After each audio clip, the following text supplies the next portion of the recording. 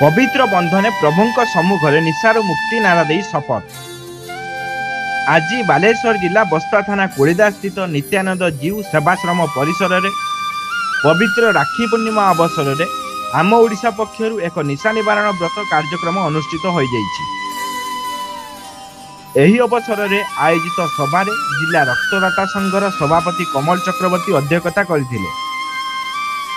मुख्य अतिथि भाव बस्ता साहित्य संस्कृति परिषदर संपादक शिक्षक विजय कुमार परिड़ा, मुख्य वक्ता भाव युव समाजसेवी तथा ओडिशा प्राइड प्रतिष्ठाता मानस दास, वरेण्य अतिथि भाव अवसर प्राप्त प्रधान शिक्षक रवींद्रनाथ महांती, सम्मानित अतिथि भाव अवसर प्राप्त बनखंड अधिकारी ध्रुवचरण नायक, कवि जगन्नाथ गिरी, अवसर प्राप्त शिक्षक गोलक बिहारी दास महापात्र, बसंत कुमार दे, संजय गिरी, नायब सरपंच अरविंद प्रधान, विशिष्ट पाला गायक गौरांग परिड़ा, सांबादिक जगत कुमार गिरी, रक्तदाता संघर आजीवन सदस्य तथा समाजसेवी स्वरूप कुमार बेहेरा, मदन मोहन दास, भगवान अंडिया प्रमुख उपस्थित होई वक्तव्य प्रदान करथिले।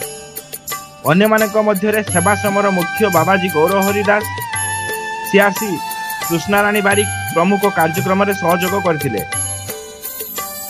कार्यक्रम में सामिल होइतिबा 25 जन भौणी भाई मानक हाथ में राखी बांधी सेमानक दीर्घ जीवन कामना करने सह निशा निवारण व्रत अर्थात निशा को ना करने संपर्क में अवगत कराइथिले।